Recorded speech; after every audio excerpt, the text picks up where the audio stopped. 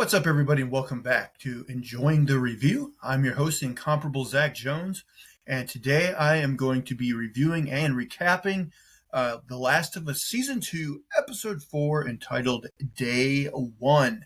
And in case this is your first day of finding this podcast, I'm going to ask you to please subscribe down below. Leave me some thumbs up, some comments, some positive reviews, all that good stuff. If you like, you can also listen in audio form on your podcast catcher of choice. And you can follow me on social media, either on Twitter at Zach Jones Live, ZachJonesLive, or on Blue Sky at Enjoying the Review. All right, guys, let's get into this week's episode. So I got to say, overall, I like this episode quite a bit. Yet another good episode from The Last of Us. I'm going to give this one an 8 out of 10. I have only minor quibbles with this episode, but first let's get to the good stuff. This episode, we get Jeffrey Wright in the show, and let's be honest, I don't know if I've ever seen Jeffrey Wright turn in a bad performance. Almost everything I see him in, he does a great job, and same here. And his character's very interesting.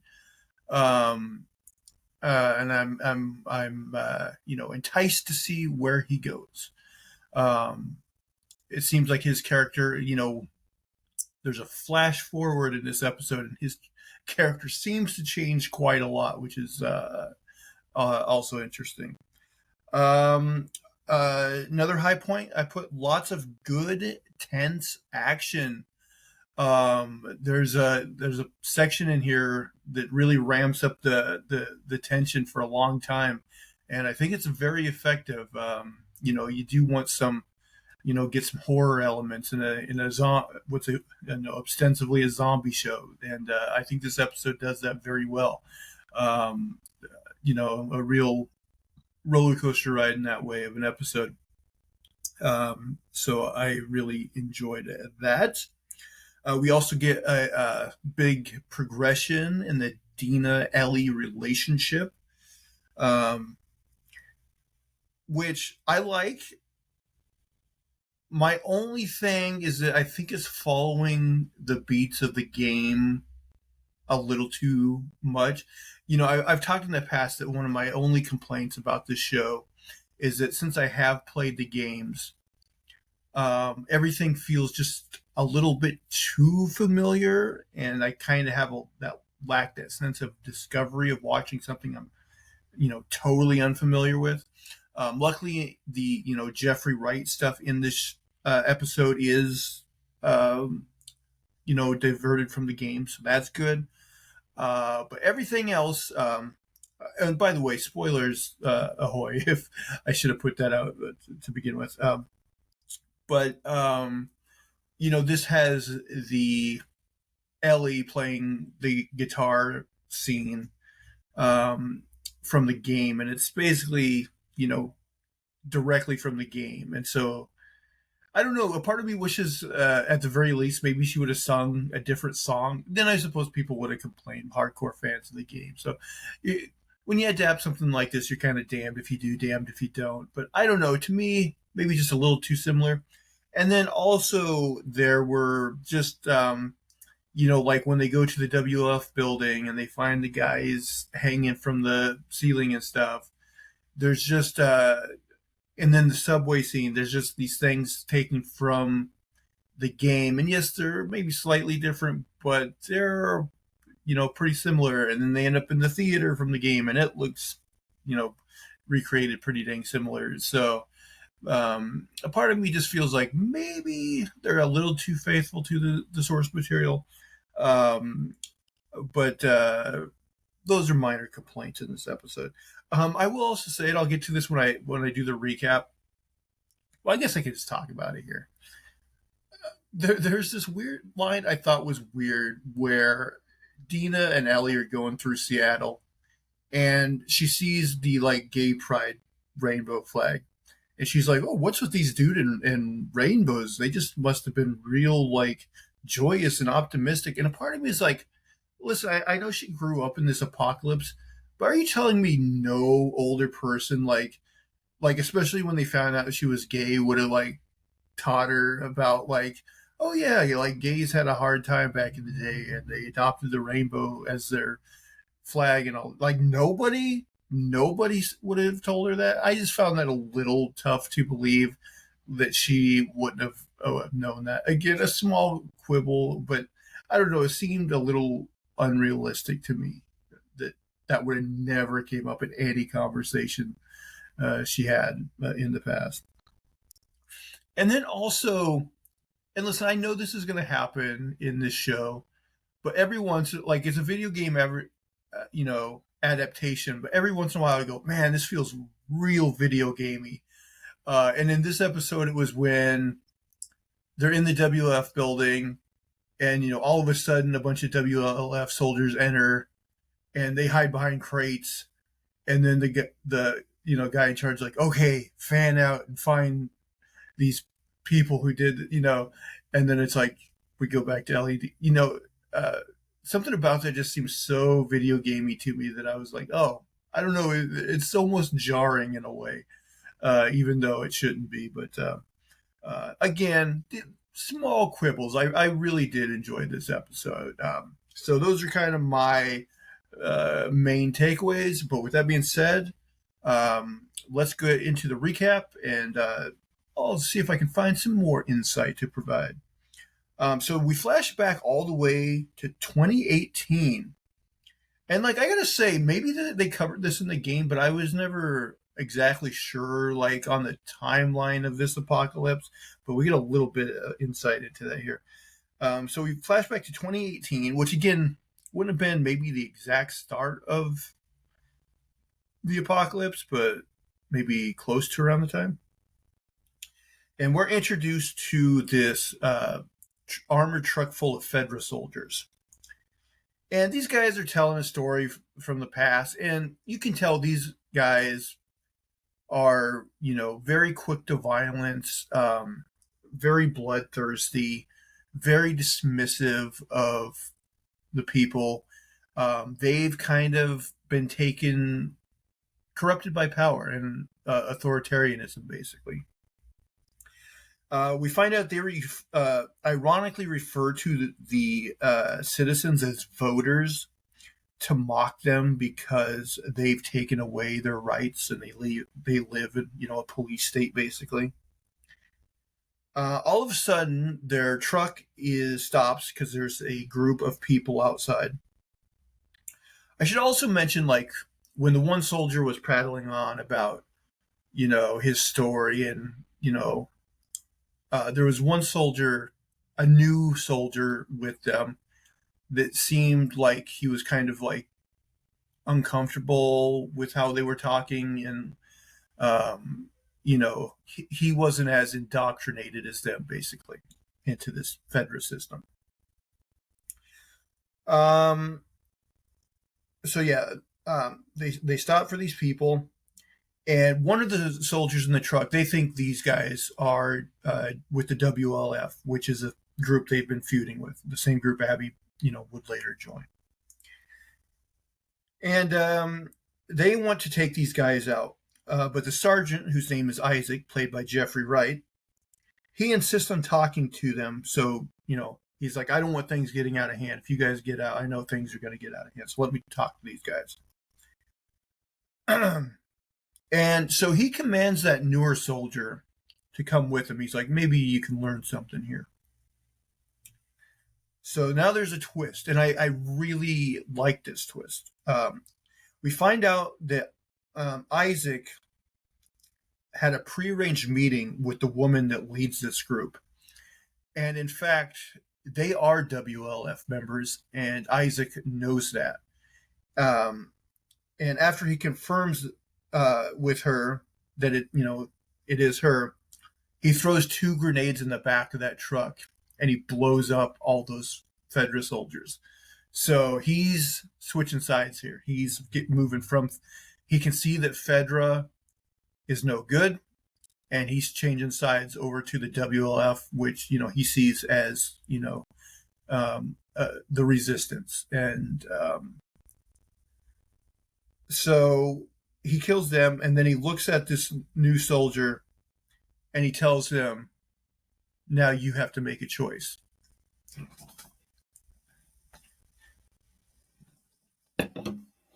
And I like this setup because then when we see Jeffrey Wright later on in the episode, um, we kind of see how his ideals have changed and how, in a way, he's become the thing he didn't want to.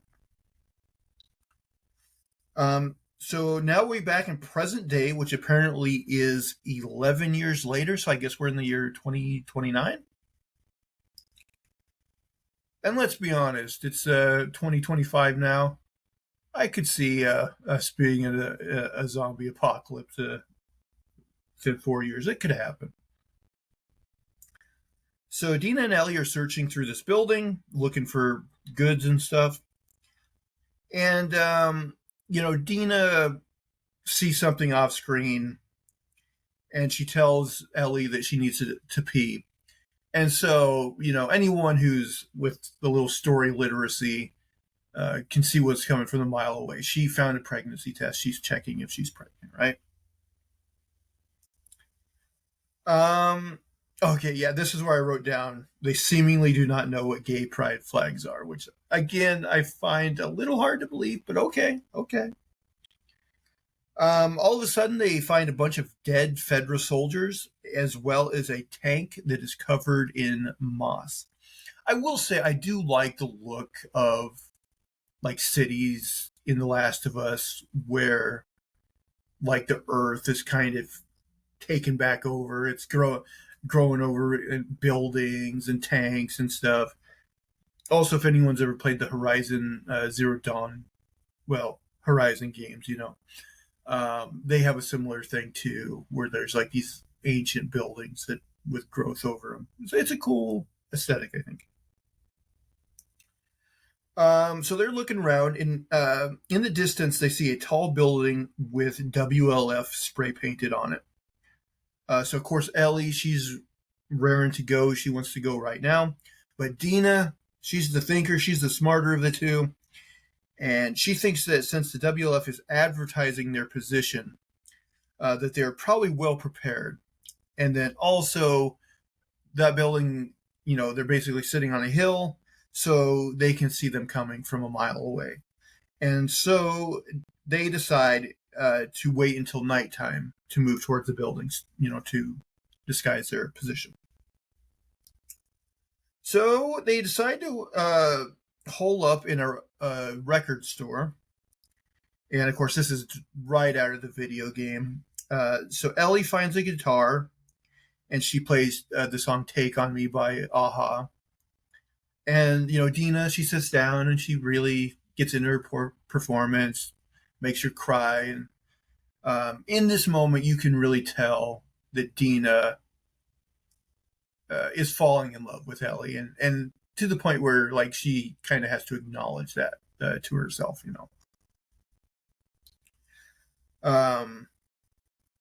So now we switch over to Isaac, right? So Isaac tells this story about how before the apocalypse, he was this guy who was like, I think he was like a chef, or either that or just really liked to cook.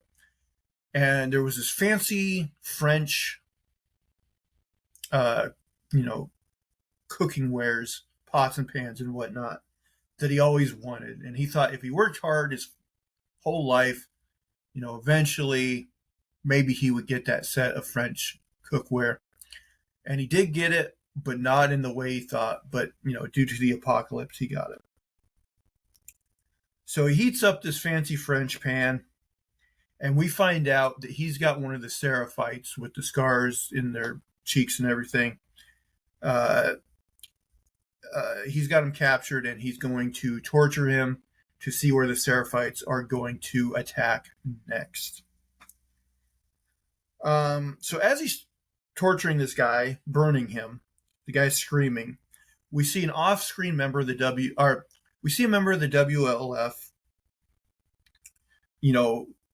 feel uncomfortable, and then an off-screen person tells him, it's okay. Isaac knows exactly what he's doing. So Isaac tells the Seraphite that he killed one of their children And the Seraphite says they killed their children first.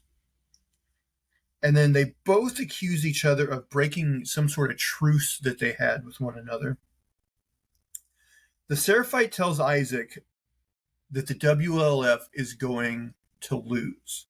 I found this bit of dialogue interesting. So Isaac's like, um, you know, how are we going to lose? We got automatic rifles. We got hospitals. You guys are using bolt action rifles and bow and arrows. And so this guy says, basically, every day a wolf is seeing the light and becoming one of us, becoming a Seraphite. We never go the other way. A Seraphite will never become a wolf, basically because their faith is just so, so cultily strong or whatever. Now, a part of me has a tough time believing that the Seraphites would get a large number of wolves to come over to their side. Because even if, as a WLF member, as a wolf, someone's really unhappy and really doesn't like the direction the WLF is going in, they're going to have to acknowledge that, oh, wait, yeah, what Isaac just said is right. The automatic weapons in the hospitals are on our side. So for them to go, I'm going to give up that protection and I'm going to, mutilate myself and follow this group of seemingly crazy people, right? I don't know if I totally bought what he was saying here. But who knows? Maybe in the apocalypse we'll be quicker to join weird cults. Who knows? So Isaac finally determines, hey, this guy is strong-willed. He's not going to give me what I want. And he shoots him.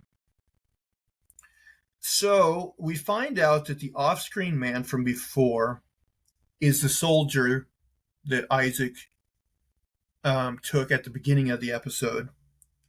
And that guy says, basically he thinks the Seraphites are animals and that this guy just got what he deserved. And so what's interesting here is, Isaac,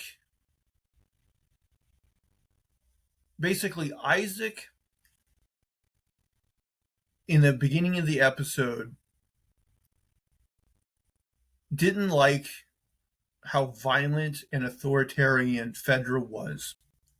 He left them. And then 11 years later, the WLF is acting much like Fedra was before. So he kind of becomes what he didn't want to become. And this soldier he brought along for the ride basically became just like the group of soldiers in the Fedra truck at the beginning of the episode. So, it's the old Dark Knight thing. They've lived long enough to see themselves become the villain, that sort of thing.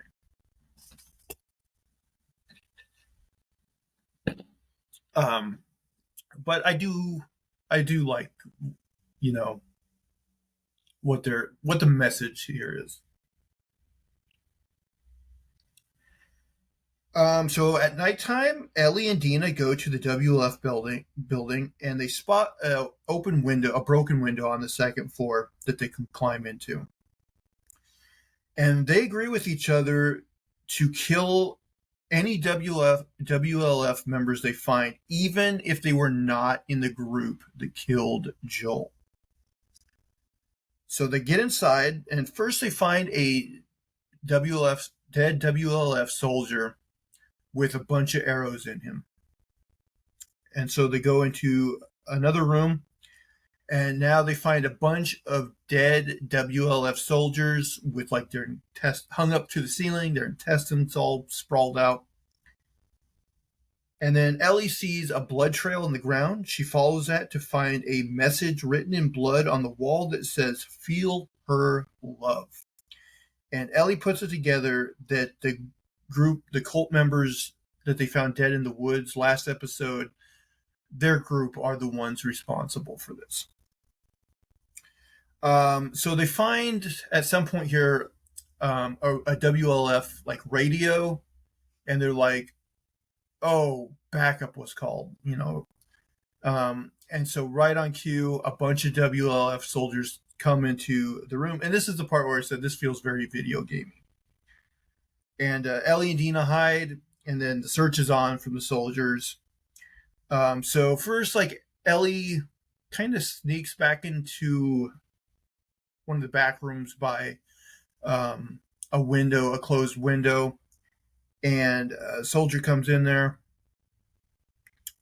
and like she jumps on that soldier, but then another one comes in but before that guy can kill them, Dina shows up, shoots that one. Ellie stabs the one she's with. They shoot out the window, and then they narrowly escape the other soldiers. They run down the road a bit. There's a barricade at the end of the road. They duck into this other building that's full of debris, but luckily and conveniently, there's a gap small enough for them to get through, but the soldiers that follow cannot get in. So they end up in an underground subway tunnel, and this also is a scene from the game. And the soldiers show up because they basically go around. There's like an entrance on the other side that they went down the subway, and they start throwing off flares. So they begin to hear screeching of infected in the distance, and Dina's like trying to count to like the distinct number of like screams she hears, and she counts at least 5 on her hand, but it ends up being a little more than 5. It ends up being an entire horde of infected. And this scene was really well done, really tense scene. So the horde, they start attacking and killing the soldiers.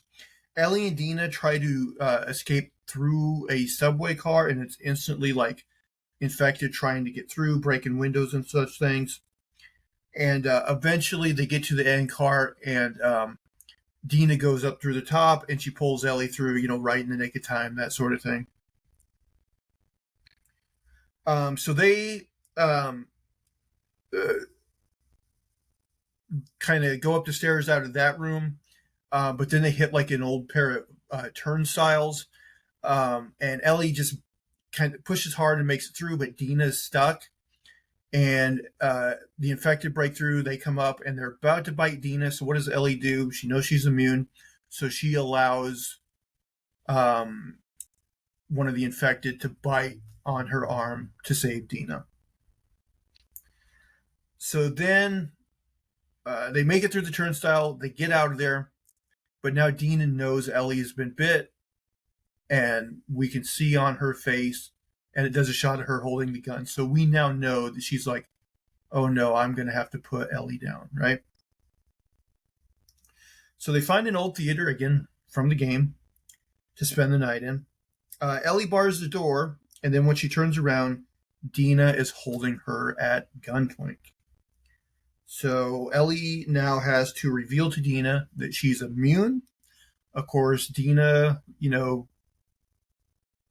doesn't really trust that. So Ellie's like, tells Dina, hey, okay, keep the gun pointed at me. I'm going to go sleep here. If you see me turn at all, put me down, right?